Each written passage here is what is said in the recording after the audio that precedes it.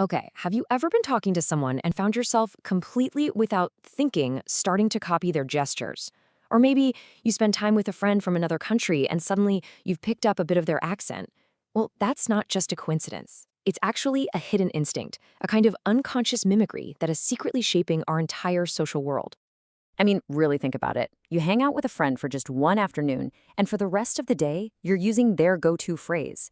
Or you're in a meeting and you realize you're nodding your head in the exact same rhythm as the person you're listening to. It's this subtle little echo, and it's something we all do. And if you've caught yourself doing this, don't worry. You're not just some unoriginal copycat. It has absolutely nothing to do with that. This is something much deeper. It's a fundamental, incredibly powerful, and deeply ingrained part of what makes us human, what makes us social creatures. So, what is this unconscious echo, really? What's going on here? Well, psychologists have a name for it, and honestly, it's the perfect name. It captures the whole idea beautifully. It's called the chameleon effect. The official definition is the non conscious mimicry of people's behaviors. And that word, non conscious, is so important. It means you're not even aware you're doing it. You might cross your legs at the exact same moment as someone else, or find yourself mirroring their smile, all without a single conscious thought.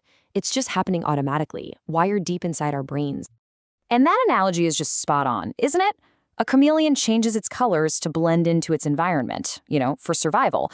We do the exact same thing, but socially. We subtly adjust our own behaviors to blend in with the people around us, to build rapport and make our connections stronger. But why? What's the point of all this subconscious imitation? It's definitely not random. It's actually a super powerful tool for our own kind of social survival. You see, this instinct has evolved over thousands and thousands of years.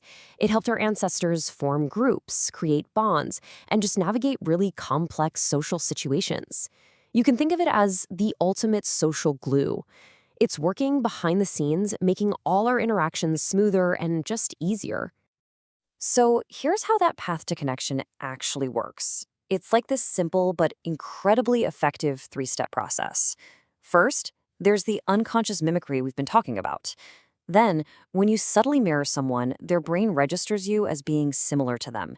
And that feeling of similarity, that's the magic ingredient. It leads directly to the third step, an increase in liking and trust.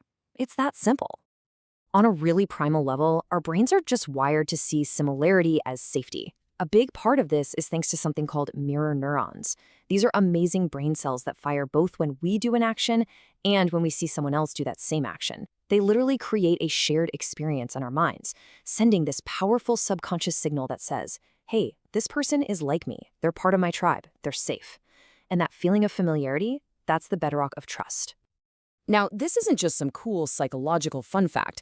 The chameleon effect has real, tangible power in the real world to build bridges and forge much stronger connections between people. But like a lot of things, it has two sides. On the one hand, it's this incredible tool for building trust, showing empathy, and making conversations just flow. But there are risks.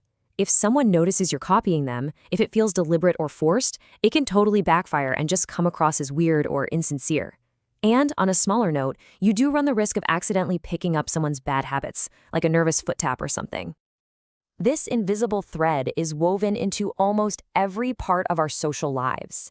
Get this, in one famous study, servers who subtly mimicked their customers' orders and posture actually got way bigger tips. It's at play during tense negotiations, in job interviews, and even in that easy, comfortable vibe you have with your oldest friends. So what can you actually do with this knowledge? Well, just understanding this effect gives you a brand new lens to see your own social world through. It's kind of like a superpower once you know it's there. All right, so let's boil it all down. What are the big takeaways here? First, remember this is almost always unconscious. It's not a choice, it's biology. Second, its main job is to be that social glue that builds connection. Third, it's not some weird quirk, it's a fundamental piece of our social DNA.